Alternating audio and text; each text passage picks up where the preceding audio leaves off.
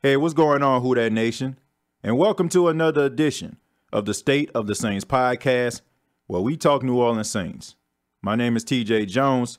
Thanks for checking out the podcast. I really do appreciate it. Well, Who Dat Nation, we are a few months away from the NFL draft, and of course, coming up real soon is the NFL Combine. That's when college players go through these different drills. They run the 40. If you're a quarterback, you throw the football a little bit.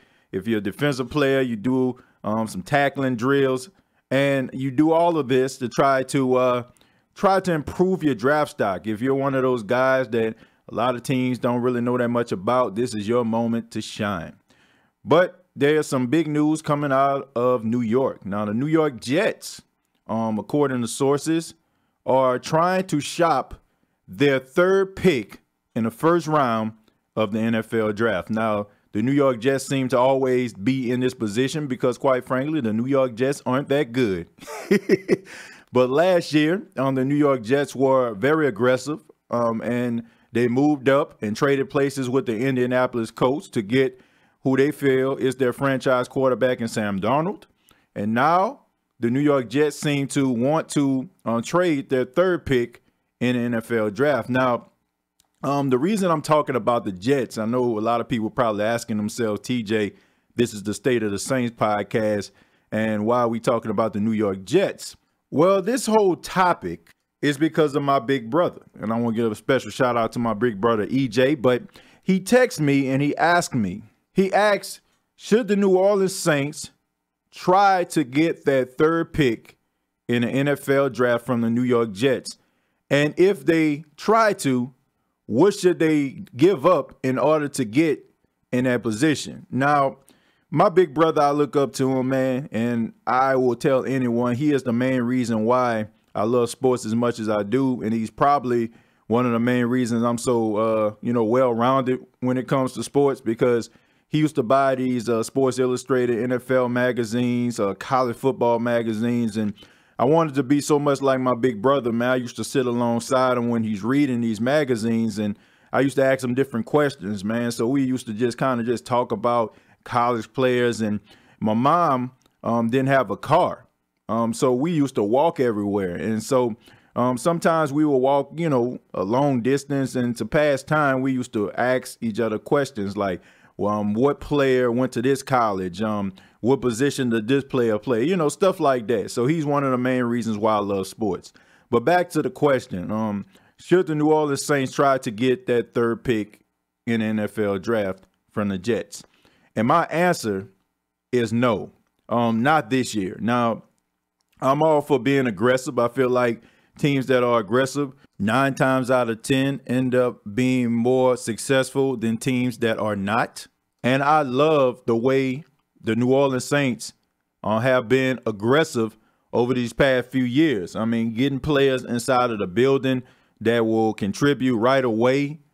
Players that come from other teams in free agency like Demario Davis and Eli Apple. Yeah, I know up and down with Eli, but he's still contributing, and I feel like he was a better corner than Ken Crawley was. But they have done an outstanding job. But I am also a realist, and I understand that the window is closing. The window of opportunity is closing. And also I feel like the last couple of years with the New Orleans Saints, these have been 2 years where I feel like the Saints could have went to the Super Bowl both years. I mean, in the divisional round of the playoffs, we all know about the last 10 seconds, the Minnesota Miracle. And, of course, one of the biggest screw jobs in the history of the National Football League, Tommy Lee Lewis getting hit by Roby Coleman. So the New Orleans Saints, I mean, just weird, crazy stuff has prohibited them from even reaching the big game, man. And the New Orleans Saints, they did everything right last year, in my opinion. I mean, the #1 seed, best record in the NFL. They won the division. I mean, home field advantage throughout the playoffs.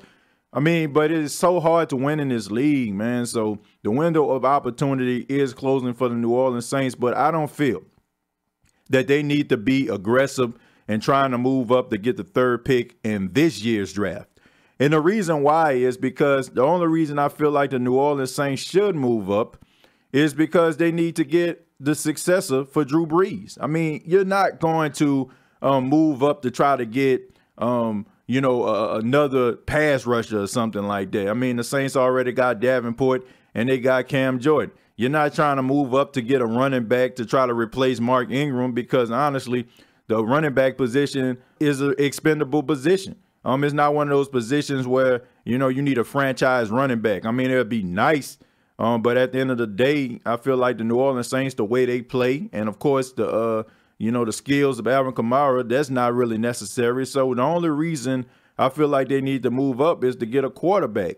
And this is a very paper-thin NFL draft for the quarterback position. The only two quarterbacks everybody is talking about is Dwayne Haskins, the quarterback out of Ohio State, and of course, Oklahoma quarterback and Heisman Trophy winner Kyler Murray. And these two guys right here, in my opinion, I don't feel like neither one of them are franchise quarterbacks. I feel like the only reason why we're talking about them and why the media is talking about them is because they're the only two that really just stand out. I mean, they're both winners. I mean, they both have a good upside, good intangibles, leaders. But at the end of the day, I don't feel like these are the guys that are going to win you multiple Super Bowls. It's not like how back in the day, like the 1983 draft, when you had Dan Marino and John Elway and Jim Kelly all in the same draft. That was probably the best quarterback draft in NFL history. I don't think you're dealing with the 83 draft this year. I mean, so I feel like the Saints don't need to try to move up or try to trade anybody. The New Orleans Saints do need a quarterback that is the successor to Drew Brees. I feel like they need to try to find that guy and try to groom him. And I know a lot of people are high on Taysom Hill, and people got their opinions about quarterback Teddy Bridgewater. Should the Saints try to keep him or let him go into free agency?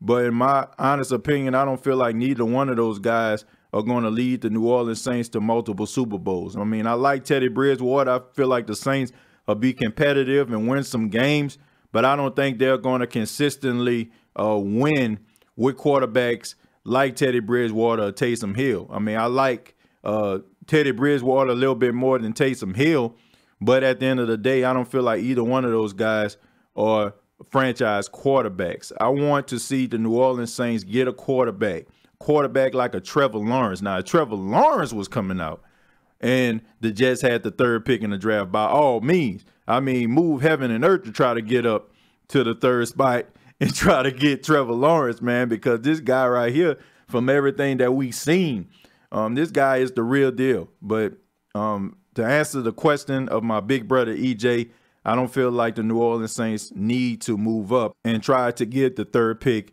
in this year's NFL draft. But I would like to hear from you. What do you think? Do you think that the New Orleans Saints need to try to get the third pick from the New York Jets? And if so, how do you think they can acquire it?